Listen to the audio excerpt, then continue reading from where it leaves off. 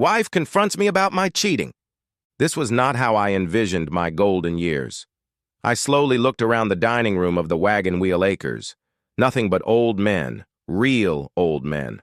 What depressed me most was that I was one of them. I was only 62, and I didn't feel that old. In fact, I lied.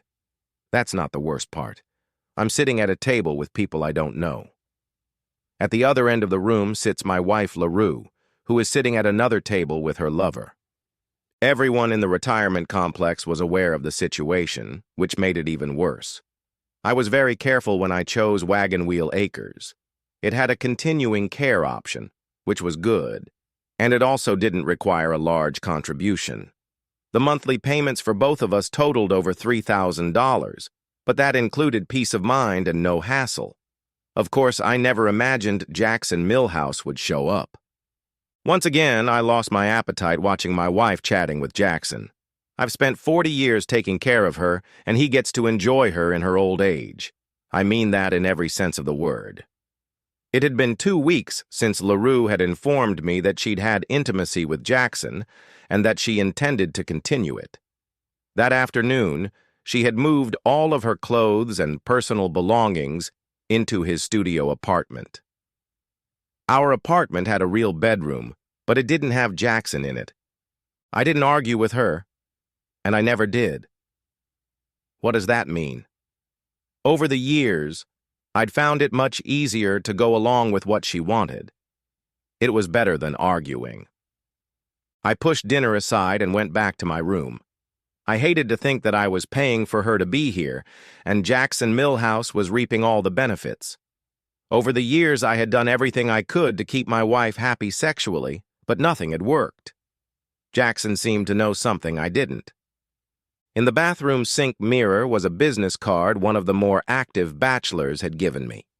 I grabbed a cold beer and lowered myself into the 10-year-old bed chair, the only piece of furniture in the apartment that wasn't new. I took 2 deep sips of my beer and stared at the gold card in front of me. Escort in the Berkshires, by the hour or by the day. It was ridiculous. What would a 62-year-old man do with an escort all day? I highly doubted I could enjoy an hour.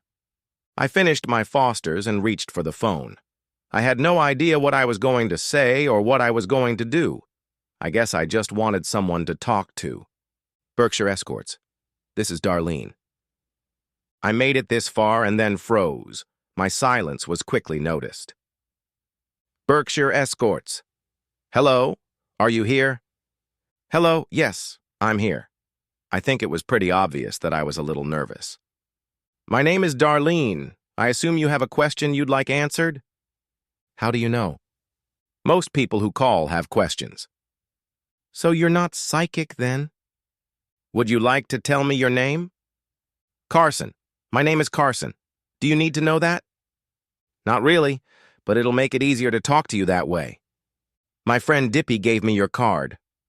Oh yes, Mr. Burke. You're at the Wagon Wheel too? Yes. Is that a problem? Don't be silly. Why would it be? Dippy tells me that you've been able to provide him with several companions and that he's quite happy. That's very nice of him. I'll have to give him a discount next week. I didn't know what to reply, so there was a slight pause in the conversation. Carson? Carson? Are you here? Yeah, I'm here. I just don't know what to say or ask. Why don't I help you out a little? How long do you need company for? Well, for an hour or 2, I guess. I just need someone to have dinner with, probably at a nice restaurant. I think an hour or 2 will be enough. And that's all you need? I'm not interested in sex, if that's what you mean. All I need is a pleasant companion for a few hours. I was embarrassed, since LaRue was the only woman I'd ever been with. Carson, our escorts cost $300 an hour. That's a lot of money just to take a girl out to dinner with you. Yeah, I know. When you say young lady, what kind of youth are you talking about? Well, most of our escorts are under 30. That doesn't work for me. I find women under 50 a bit annoying. I was hoping for an older lady, someone mature but classy. Do you have any suggestions? I'm afraid there aren't many women of that age working in escort services. I can look for one for you if you'd like. Does that mean it would cost me more, like $300 an hour or less? I'm not sure at this point. I have your phone number on caller ID. I'll check and call you back in about an hour. Is that okay with you? That's fine. If you can make an appointment tonight, around 7 o'clock. Where were you planning to take the lady? I've decided that the Black Angus is the best place in town. Is that satisfactory to you? That ought to be enough, Carson. Give me an hour. Hanging up the phone made me feel a little better. LaRue and Jackson would be having chicken patty parmesan tonight, and I would be having filet mignon. I spent the next hour going through my closet like a schoolboy. I opted for a navy blue blazer with a gray turtleneck and khaki pants. I didn't know for sure if Darlene could find anyone, but it was worth the effort. I picked up the phone on the third ring. I could have answered sooner, but I didn't want to sound too alarmed. This is Carson. Carson, Darlene, I have some good news. Your escort will be waiting for you in front of the Sheraton Hotel at 7 o'clock. She will be wearing a green dress. Is that okay with you? That sounds great. I'll probably be there a little early, but I don't want to look too anxious. How old is she? Right now, Carson. You should know better. You should never ask a woman her age, but your date today is 58. I hope she is good enough for you. Any other questions? Only one. How do I pay for this? Cash. Bring cash. The next few hours flew by like a blink of an eye. Admittedly, the mere thought of the evening ahead was exciting. It was only dinner, but it would still be romantic, and I needed it to be. There were plenty of women at Wagon Wheel Acres who would make great dinner companions, but the thought of sleeping with one of them would make me feel mean. If I did that, it would be the same as saying I condoned what my wife was doing with Jackson. I didn't accept her and Jackson together, but I couldn't think of a way to get out of the predicament without losing my head in the process. Of course, nothing could be worse than my current predicament. I could have some fun while I worked on a solution. I left the house a little early so I could have time to wash the Civic. It didn't need it, but the evening was special. It would have been nice to have a more impressive set of wheels, but I had to make do with what I had. I ended up sitting in the parking lot of the Sheraton and watched the drive-in. I didn't want to stop before my escort came out, but I didn't want to keep her waiting either. How I wished I had more experience in this area. I felt like a teenager. She was definitely a classy lady.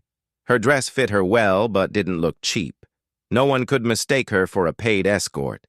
For 58 years old, she looked very good. For a moment, I thought maybe I should have gone for the full package. But no, talk is cheap. There's no way I could have pulled that off. Dinner was everything. It was all I could handle tonight. I carefully pulled up to the driveway, parked, and walked over to open the door. Carson, I presume? Yes, ma'am. And what should I call you? Darlene Carson. Just call me Darlene. She smiled slyly, noticing my expression. She was still smiling when I walked around her and back into the driver's seat. I don't understand. I thought you were going to find me an escort. Yeah, but I called Dippy and talked to him for a while. I decided I was the best choice for this evening. You do that regularly? She laughed a little. Number. In fact, this is the first time in 6 years that I've been out with a gentleman. Did I seem that desperate to you? No, silly. I wasn't desperate, but Dippy said you could use a little cheering up. Besides, it's been a long time since I've had a pleasant evening. Now enough store talk. Can I have some lobster? Darlene didn't order the lobster, but got a small fillet instead. The evening went as I expected. After the meal, we sat and talked for several more hours until the waiters politely asked us to leave. She had never married and had started working in the escort business while still in college. A few years later, she had her own firm and seemed to be very proud of herself because she was good at it. I started to walk back to the Sheraton to drop her off, but she gave me a local address. It was a small brick house in a very upscale neighborhood. It was odd because most of the houses around it were quite large. There was a "For Sale" sign hanging in the center of the yard. I walked her to the front door, not knowing what to expect next. Would she invite me in? Should I kiss her? Should I just shake her hand? She solved this dilemma with one of her sweet smiles. "I hope your evening went as well as you hoped, Carson." I nodded as she held out her hand. "That'll be $300, please." Okay, I wasn't expecting that, but I should have, because I was smiling. I separated 3 bills from the small wad of $100 bills I'd brought with me and held it out to her. "I don't understand. We were together for almost 4 hours?" "Yes, but that was my choice, not yours.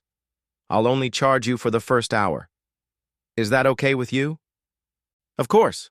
It was worth twice as much." I watched as she folded 3 bills and tucked them into her bra like in the movies. I think she did it on purpose to shock me. "Darlene, can we do this again?" "Are you sure?" There was a seriousness in her question that distracted me a little.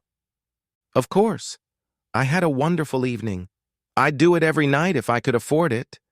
She laughed again. "Carson, why don't you come here tomorrow night around 6? I'll cook us something." "I'd love to." I turned to leave, but then stopped. "How much will it cost?" $300, silly. It's always $300. At that moment, she took my hand, leaned forward, and kissed me. I wasn't expecting it, which made it even more exciting. I noticed a slight reaction in my body area. Maybe I should ask Dippy to get me some blue pills. I got my chance the next morning at breakfast. I was watching LaRue and Jackson across the dining room when Dippy pulled up a chair and more or less forcibly wedged himself into our group at the table. He had already eaten, but still had a cup of coffee in his hand. "Carson, old buddy, how was your evening?" Of course, the other 3 at the table had no idea what he was talking about. "Better than expected." He noticed me smiling. "Much better than expected." I pushed my plate away, picked up my cup, and we walked over to the coffee urn. "Is that all you're going to tell me?" "Dippy, I don't have anything else to talk about. We had dinner, and that's it. Nothing else. I didn't sleep with her." "Then what? Did you pay her for?" I didn't have an answer that would satisfy him, so I said nothing. We made ourselves comfortable in the living room with 2 cups of fresh joe. "Dippy, can you get me some pills?" "Sure. No problem for $20 a pop. Mildred will take care of you." "Mildred? You mean the old lady in the wheelchair?" "Yes. I don't know where she gets the pills, but she has a steady supply and has been able to stay here by selling them." "Isn't free enterprise great?" "So, Carson, who did she set you up with? I think I already know all of them." The way he said it, I realized he'd never been with Darlene. I believed her when she said she hadn't had a client in 6 years. In fact, I think I believed almost everything she told me. Either she was being honest with me, or she was a great liar. The ability to lie convincingly, however, was a great asset to a woman in her profession. I think her name was Greta. She had an accent, sort of Slavic or Russian. I didn't know why I didn't just tell him the truth.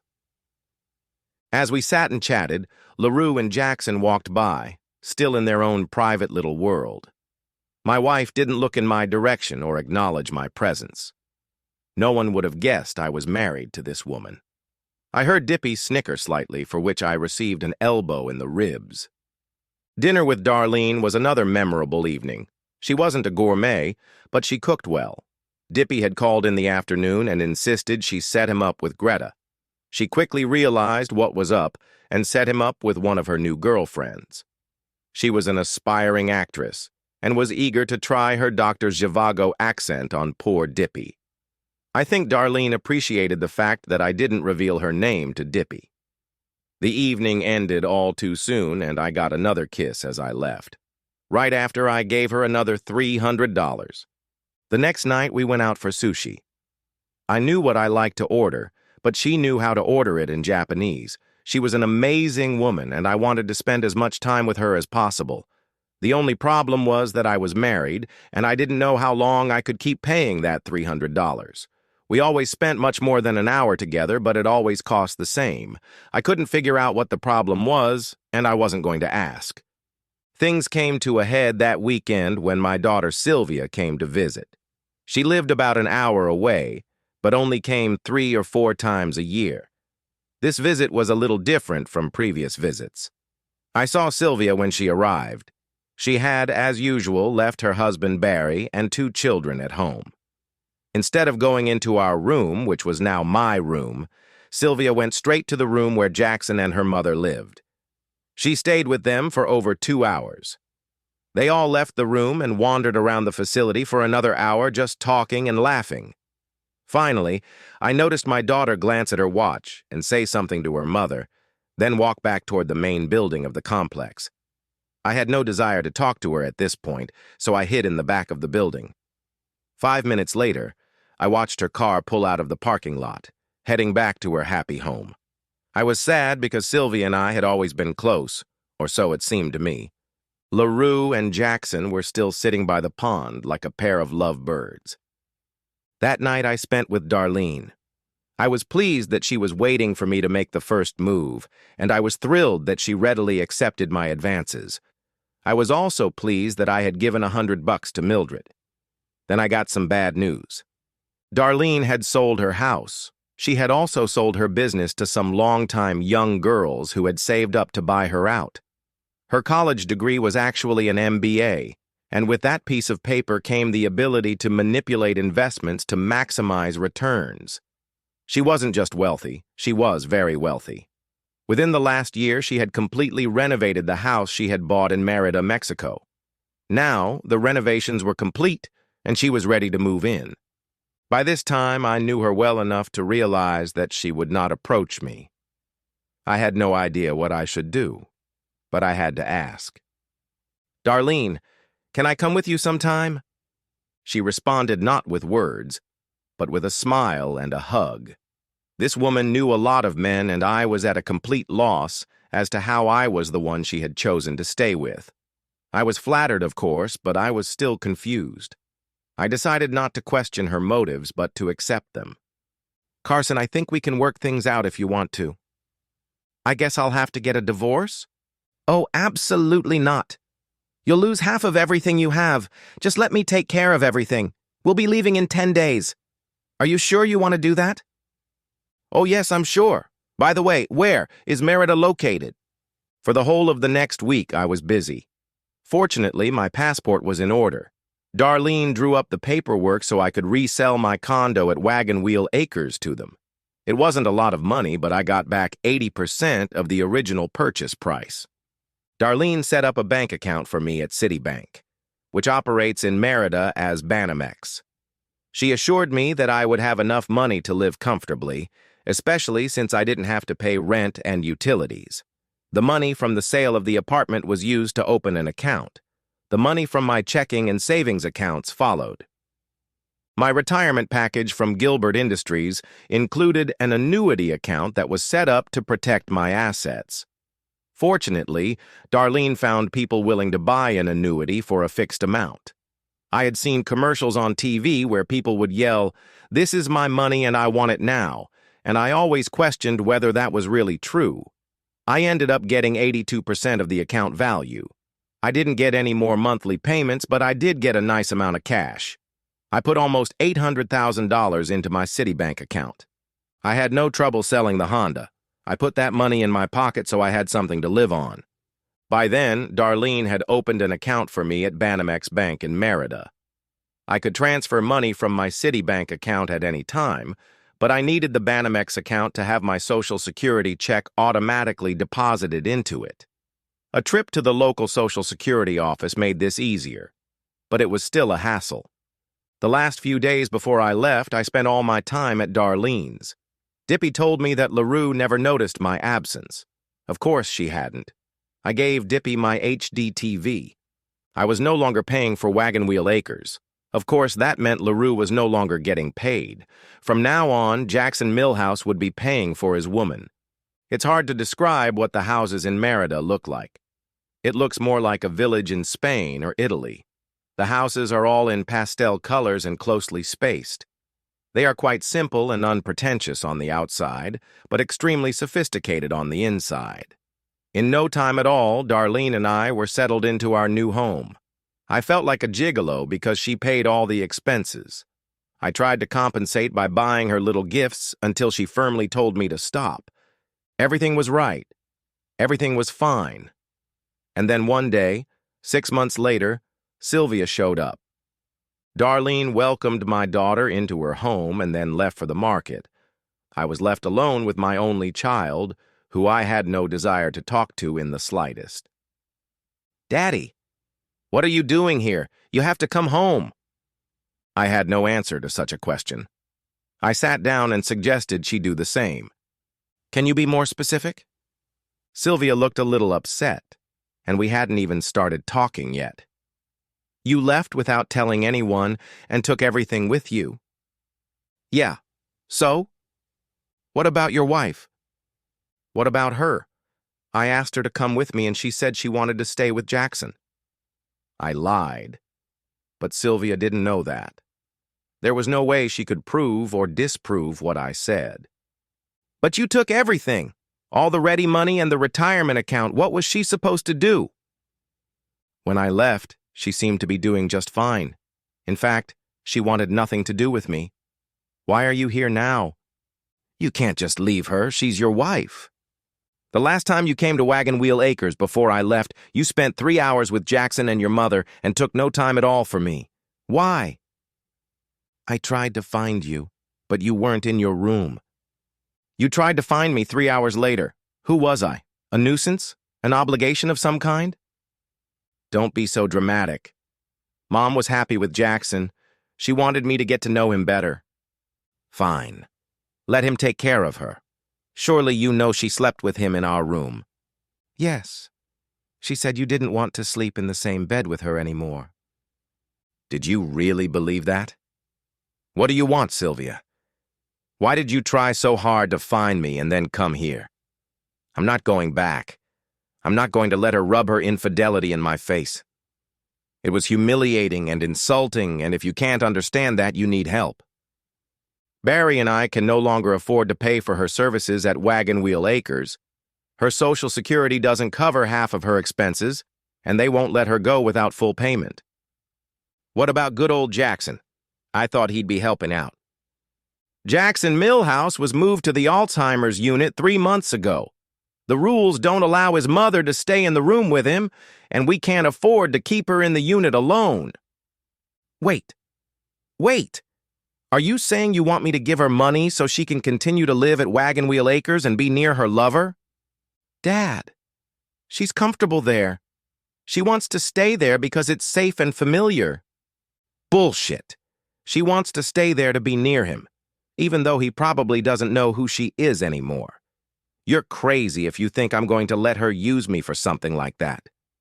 You're being unfair. Why don't you let her live with you? She can babysit and do other things. You have a big enough house. We offered. She turned it down. She wants to stay at Wagon Wheel Acres. I rose slowly from my chair and went into the hallway. Taking my hat from the rack by the door, I looked at my daughter. She had traveled over 1,000 miles for nothing. Her mother had hung horns on me, and now my daughter was trying to make me feel guilty for not accepting the humiliation. "I'm going to the market. Close the door on your way out." I knew exactly where I could find Darlene. I never found out what motivated LaRue to do what she did. I don't really care anymore. I'm happy with my new wife. The end. Subscribe to my channel. Thank you!